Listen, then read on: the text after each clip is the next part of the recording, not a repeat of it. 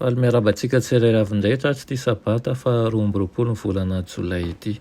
Misaotra an'Andriamanitra trantsika fa mbola afaka mandray ny teniny amin'izao maraina izao, ary koa noho ny famindrampony sy ny alehibiazany dia mbola velon'aina somatsara.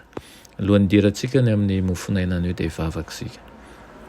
Tompoandriamanitra io mbola velom-pisaoranao zay tratro maraina izao indray, menao fofonaina mahavelona avy aminao, ary koa mbola afaka mandray ny fahasoavanao. Angataka aminao zay mba akasika ny foamam-pananay hatrany ianao, ka ity andro ity anie mba ahafahanay mandray famelan-keloka, mandray ny fitiavanao hatrany, ary koa mandray ny fitahiana rehetra avy aminao. Aminaran'i Jesosy, amen. Lohatenin'ny mofonainantsika androany dia manao hoe sakaizan'ny mpanota. Sakaizan'ny mpanota nalaina amin'ny Ezekela toko fa 3:30.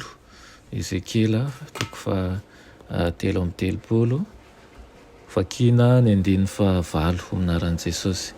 Raha hoy izao amin'ny ratsy fanahy, ery ilay ratsy fanahy ho faty tokoa ianao, nefa tsy mety mananatra azy ianao hiala amin'ny alehany dia ho fatin'ny elony ihany izany ratsy fanahy izany, fa ny rany dia adiniko amin'ny tananao.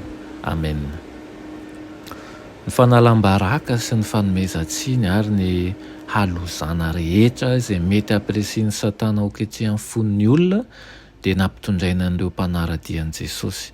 Ary ho tanteraka amin'ny fomba miharihary kokoa izany, satria ny fisainan'ny nofo dia tsy mbola mifanaraka amin'ny lalàn'Andriamanitra ary tsy milefitra amin'ny fitakidy.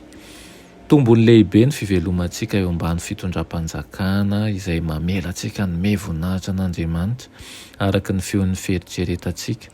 Saingy ny toetra ny olombelona dia tsy mifanaraka amin'ny fitsipy Kristy intsony, tahaka ny tamin'ireo taonjahan-tany aloha. Ny saina izay nitarian'ny Satana mpiditra an'ireo lehilahy sy vehivavy tany am-ponja tamin'ny vanim-potoana maizina, ny hanao azy ireo sesy tany no mbola miasa mikery feno hafetsena ao amin'ny fotsy voahova. Tokony aneho ny toetran'i Kristy amin'ireo fahavalontsika isika, saingy tsy tokony hanarona ny fahotan'ireo manao fahadisoana noho ny amin'ny fivavahana. Tsy mba mitady fihavanana tamin'ny fanaronana ny heloka na tamin'izay mitovy amin'ny marimaritra iraisana ny mpanafitra, na dia mitafitafy manjaka riva ao am-pony aza ny fitiavana ny taranak'olombelona, dia tsy mbola mandefitra tamin'ny fahotan'izy ireo mihitsy izy. Sakaizan'ny mpanota izy ary tsy nangina raha nanaraka lalana izay hamotika ny fanahiny izy ireo. Niasa mafy izy mba hahatonga ny lehilahy sy ny vehivavy ho mahatoky amin'izay natsoan'Andriamanitra azy ireo, ary koa ho mahatoky amin'ny tombotsoany ambony sy mandrakizay. Raha mivelona tao anaty tontolo voapentina sy mainy oziny tsy fankatoavana izy, dia tsy afaka n'io feno fiadanana tao anatin'izany raha namelan'izany tsy misy fampitandremana sy fanoron-dalàna ary koa fananarana. Ny fiadanana dia ny fahatsapany fa vitany ny sitrapon'ny rainy. Ary izany ihany koa ny riko aminao mba hanam-piadanana tahaka an'izany ianao. Tsy hipetraka isika raha tsy mahatsapa tokoa fa eo ambany fitantanan'ny tompo ary koa manao ny sitrapony. Ary aoka ny fanahy masina ny asa ao amintsika tsirairay avy, ka mba hanam-pandeferana isika kanefa tsy hanaiky ny marimaritra iraisana, fa aoka handeha amin'ny fahamarinana sy hijoro amin'ny fahamarinana manjakariva. Amen.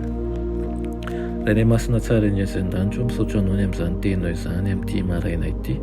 Misaotra anao manjakariva satria ianao ilay ohatra tokony arahanay, ary satria mpanaradianao izahay dia mangataka Tompo mba hanomeny rehetra ahafahanay manaraka sy manalateraka an'ireo izay toromarika nomenao anay.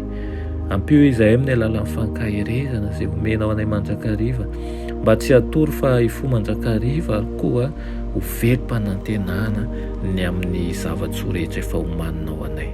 Aminaran'i Jesosy, amen.